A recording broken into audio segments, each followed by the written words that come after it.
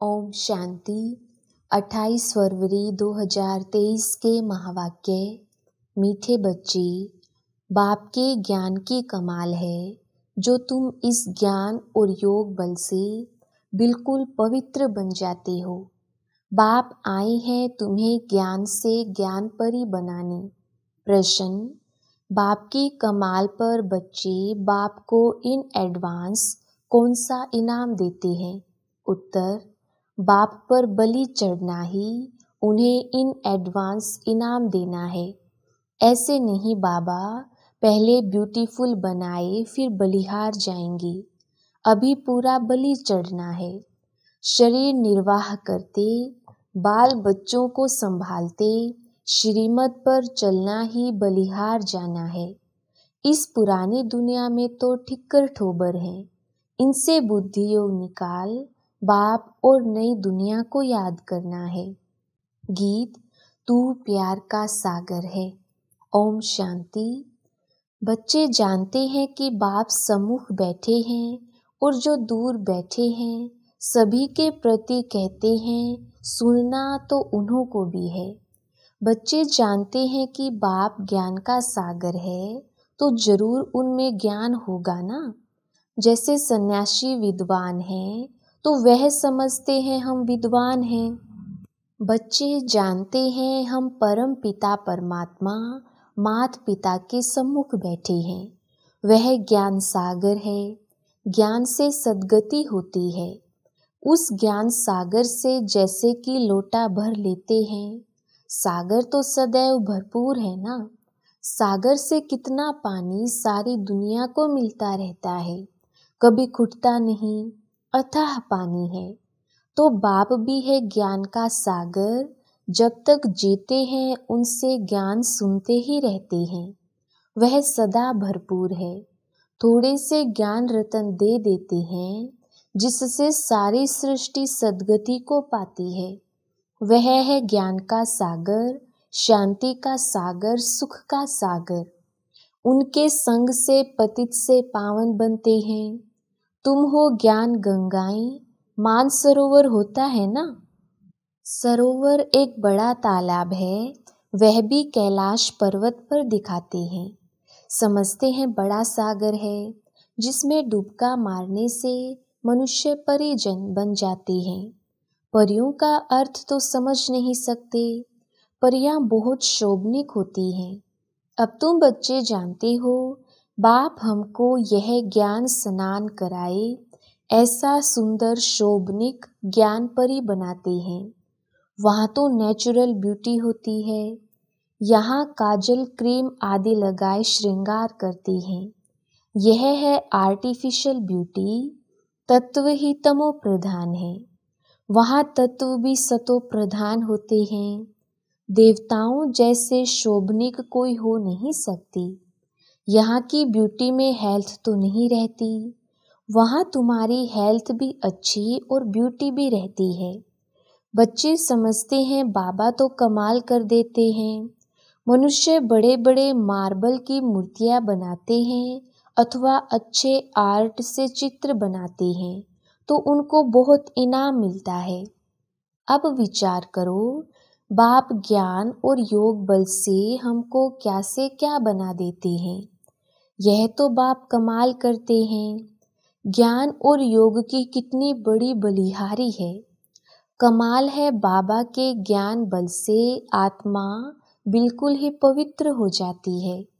5 तत्व भी प्योर हो जाते हैं जिससे नेचुरल ब्यूटी रहती है। नई दुनिया और पुरानी दुनिया में फर्क तो रहता है ना। हर एक चीज सतो प्रधान सतो रजो तमो होती है। दुनिया भी ऐसे होती है। जैसे जैसे मनुष्य ऐसे फिर उनके लिए वैभव रहते हैं। साहूकार के लिए वैभव भी अच्छे होते हैं ना। गरीब के पास ठिक्कर ठोबर होते हैं।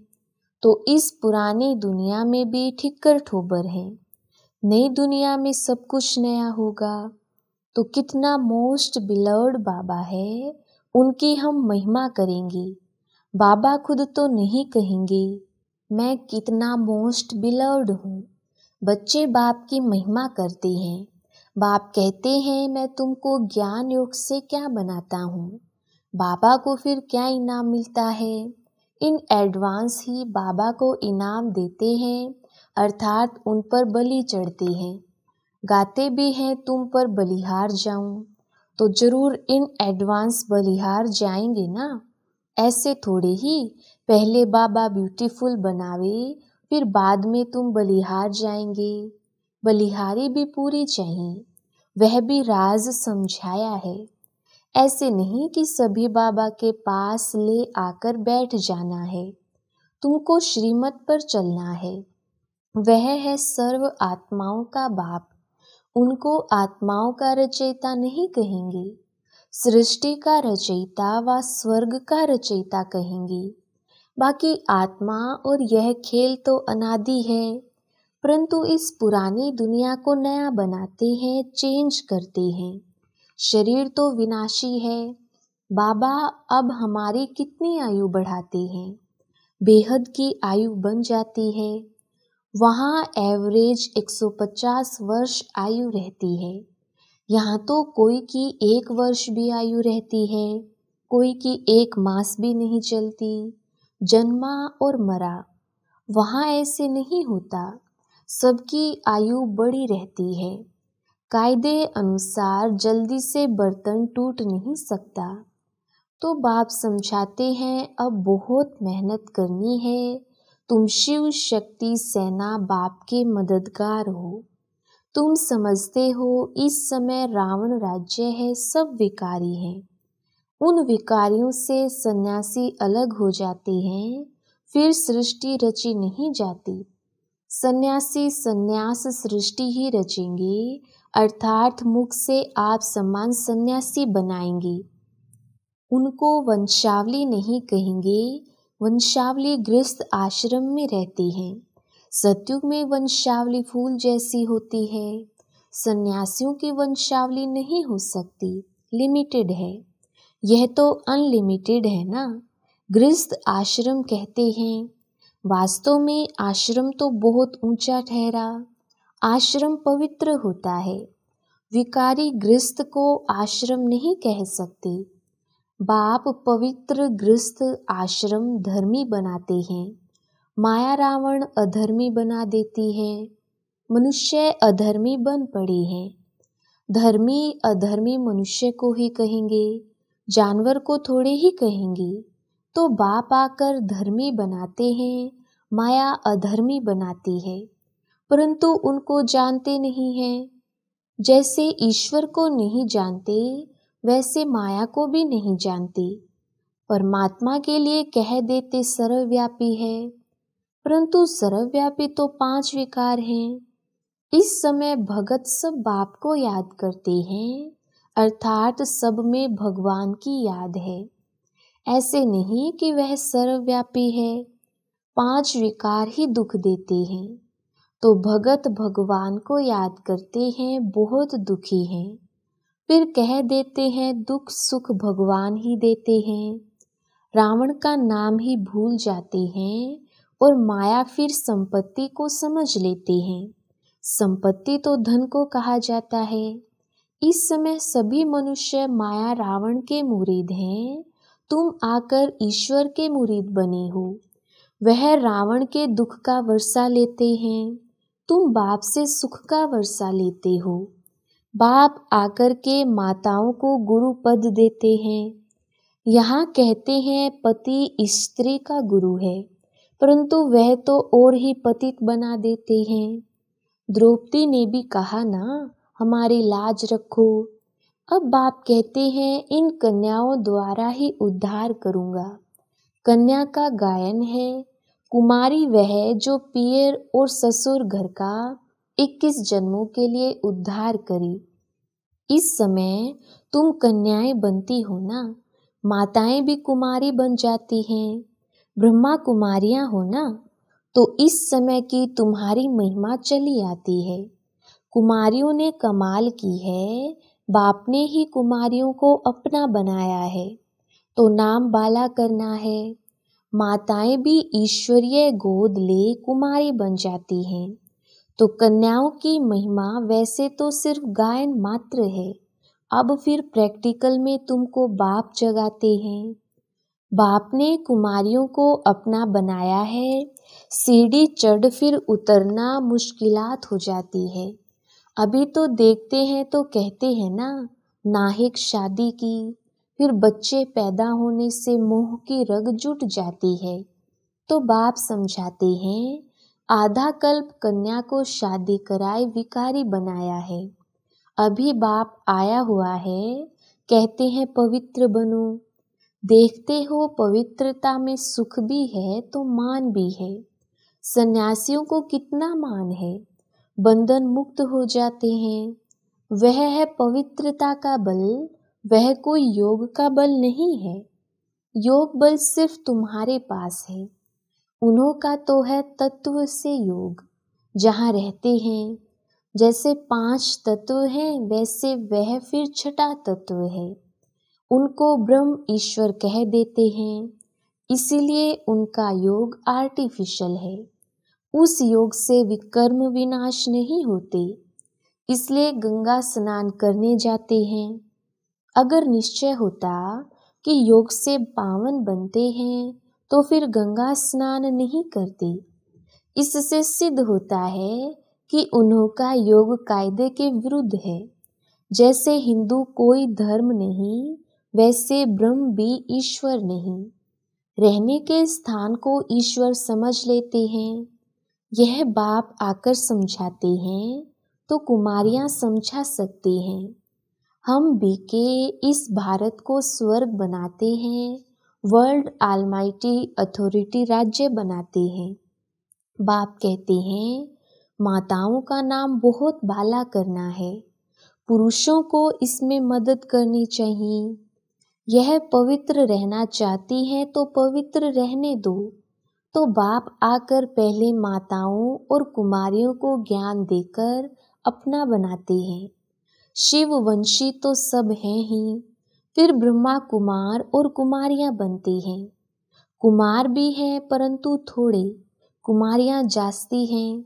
तुम्हारे यादगार का मंदिर भी यहाँ एक्यूरेट है। मनुष्य समझते हैं विकार बिगर सृष्टि कैसे पैदा होगी। बाप कहते हैं, अभी यह दुखदायी पतित सृष्टि नहीं चाहिए तो जरूर पवित्र रहना पड़े। गवर्नमेंट भी कहती है पैदाइश कम हो, क्योंकि वह समझते हैं इतना अन्न कहाँ से आएगा। वह पवित्रता की बात नहीं समझते। तुम जानते हो अभी शिवालय स्थापन होता है, बेहद की दुनिया शिवालय बन जाती है। उन्होंने तो एक मंदिर का नाम रख दिया है शिवालय। वह हो गया हद का शिवालय, यह बनता है बेहद का शिवालय। सारा स्वर्ग शिवालय कहेंगे। शिव ने देवी देवताओं की रचना की है, उनके मंदिर बने हुए हैं। वह है चैतन्य शिवालय। फिर यह वेश्यालय बनता है। चैतन्य देवताओं के जड़ मंदिर बनाकर उन्हों को फिर विकारी लोग पूजते हैं। शिवालय शिव बाबा बनाते हैं। मददगार है शिव शक्ति पांडव सेना। मेजॉरिटी शक्तियों की होने कारण उन्हों का नाम बाला हुआ है। कन्याएं जास्ती हैं। शिव बाबा तुम्हें अपना बनाते हैं। श्री कृष्ण तो छोटा प्रिंस था, वह कैसे अपना बनाएगा। वह तो खुद ही स्वयंवर कर महाराजा बनते हैं।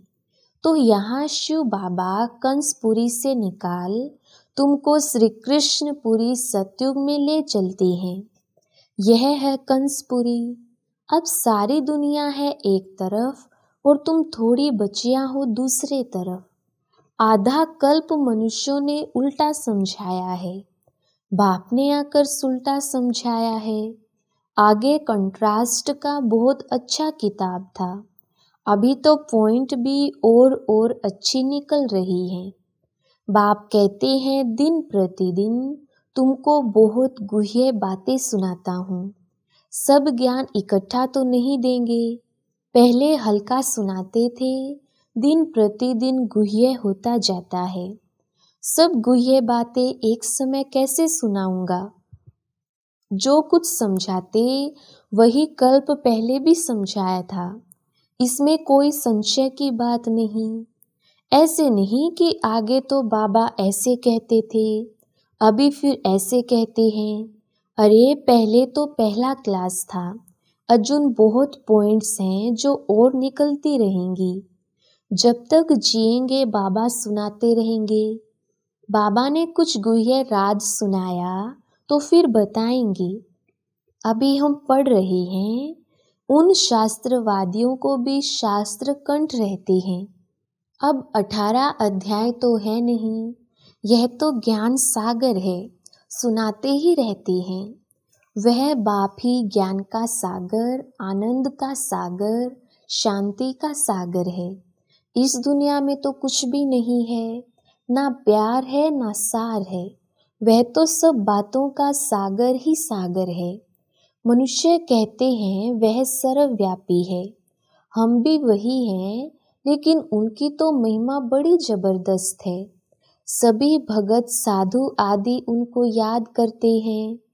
दुखी हैं तब तो कहते हैं वापिस निर्वाण धाम में जाएं। सो तो जब निर्वाण धाम का मालिक आए तभी ले जाए। स्वर्ग की सौगात बच्चों के लिए बाप ले आते हैं, खुद स्वर्ग का मालिक नहीं बनते हैं। बाप देते हैं स्वर्ग की सौगात, फिर रावण आकर दुख देते हैं। दुख को सौगात नहीं कहेंगे। स्वर्ग के सौगात की चाबी दी है कन्याओं को। कन्याएं भारत को स्वर्ग बनाती हैं। कन्याएं अपने मित्र संबंधियों को भी समझा सकती हैं, हमने पारलौकिक माता पिता की गोद ली है। अच्छा, मीठे मीठे सिकिलधे बच्चों प्रति माता पिता बाप दादा का याद प्यार और गुड मॉर्निंग। रूहानी बाप की रूहानी बच्चों को नमस्ते। हम रूहानी बच्चों की रूहानी बाप दादा को याद प्यार गुड मॉर्निंग और नमस्ते जी। धारणा के लिए मुख्य सार। पहला पॉइंट, गृहस्थ को आश्रम अर्थात पवित्र बनाना है। पवित्रता में ही बल है, पवित्रता का ही मान है, इसलिए योग बल और पवित्रता का बल जमा करना है। दूसरा पॉइंट, मोस्ट बिलव्ड एक बाबा है, उस पर पूरा पूरा बलि चढ़ पुरानी दुनिया से बुद्धि निकाल देनी है। वरदान, रूहानी आकर्षण द्वारा सेवा और सेवा केंद्र को चढ़ती कला में ले जाने वाले योगी तू आत्मा भव। विस्तार, जो योगी तू आत्माएं रूहानियत में रहती हैं, उनकी रूहानी आकर्षण सेवा और सेवा केंद्र को स्वतः चढ़ती कला में ले जाती हैं। योग युक्त हो रूहानियत से आत्माओं का आह्वान करने से जिज्ञासु स्वतः बढ़ते हैं। इसके लिए मन सदा हल्का रखो, किसी भी प्रकार का बोझ नहीं रहे। दिल साफ मुराद हासिल करते रहो तो प्राप्तियां आपके सामने स्वतः आएंगी। अधिकार ही आप लोगों का है। स्लोगन, परमात्म ज्ञानी वह है जो सर्व बंधनों एवं आकर्षणों से मुक्त है। अच्छा, ओम शांति।